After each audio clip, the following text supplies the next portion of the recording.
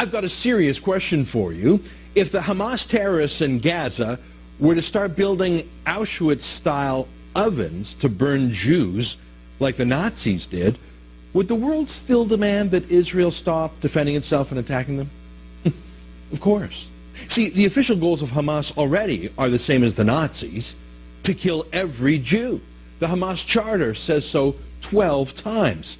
And yet the world demands Israel's army stands down. Hamas's financial and political benefactors, their bosses really, are the Ayatollahs of Iran. They're building a nuclear bomb, explicitly to attack Israel.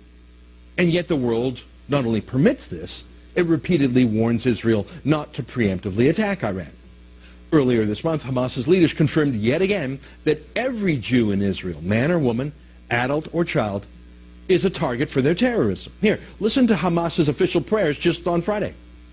عقيدتنا في قتالكم أننا سنبيدكم على بكرة أبيكم ولن نبقي منكم أحدا لأنكم ظلام الأرض وشذاذ الآفاق ومرتزقة الزمان بل مرتزقة كل زمان راجعوا التاريخ أيها الإخوة.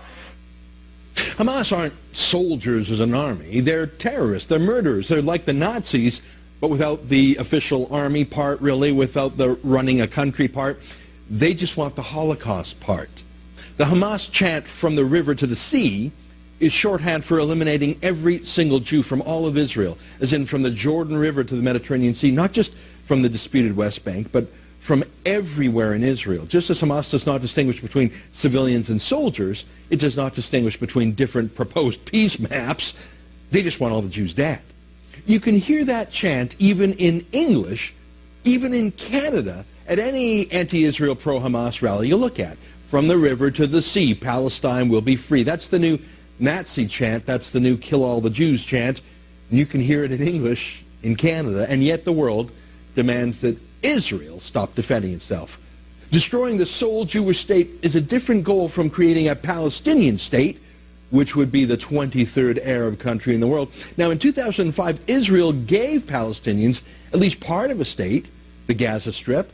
Israel forcibly removed every Jew who lived there and handed Gaza over to the Palestinians. Israel even gifted 3,000 greenhouses that were owned by the Jews who used to live in Gaza. They gave them to the Palestinians as a ready-made industry.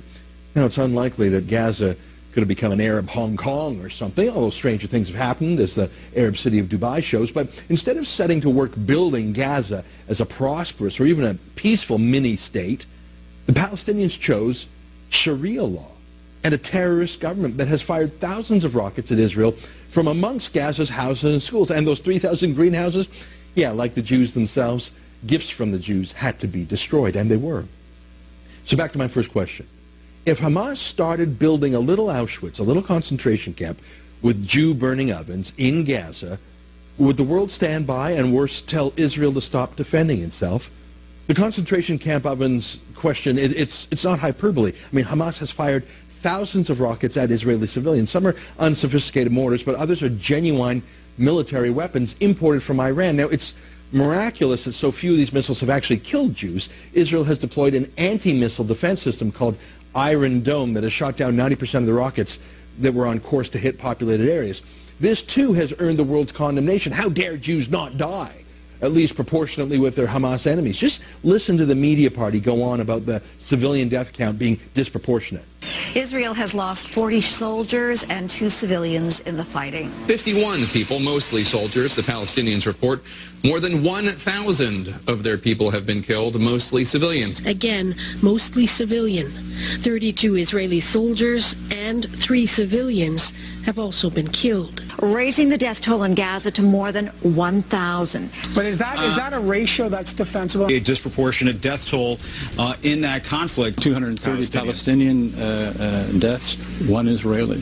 using disproportionate force. The ratio between the number of Palestinians killed and the number of Israelis killed is 23 to 1. 695 Palestinians, 35, not 30, Evan, Israelis. But only 3 of the Israelis were in fact civilians, and only 2 of them were Israelis. One was a Thai worker. Come on, you Jews, why don't you go to the slaughter like you're supposed to? Why don't you die like you're supposed to. Look, let's be honest, world opinion really doesn't give a damn when Arabs die. I hate to say it, they don't. I mean, this past week has been one of the deadliest weeks in the whole Syrian civil war. More than 700 Arabs killed in a week, but they were killed by other Arabs. That's about 150,000 Arabs killed in the Syrian civil war so far. Can you remember any big street protests, thousands of people all across the world chanting for Syria to be free in our streets in Canada and streets across the West? Of course not. Not even fellow Arabs seem to give a damn when Arabs are killed, unless it's a Jew who killed them, even if it was in self-defense. But look, there's no Iron Dome system that can protect Israel, that can defeat underground tunnels. Now, Hamas has spent billions of dollars and diverted countless resources donated to Gaza to build homes and schools and hospitals. They diverted it to a network of underground attack tunnels to Israel. These are not little tunnels dug with a shovel.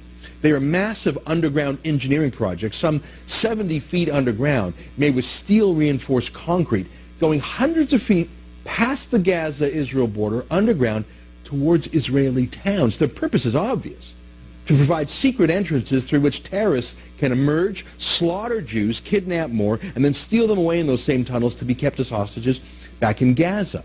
Only through the ground invasion of Gaza did Israel discover these tunnels and terrifying paraphernalia in them, including counterfeit Israeli military uniforms, handcuffs, tranquilizers.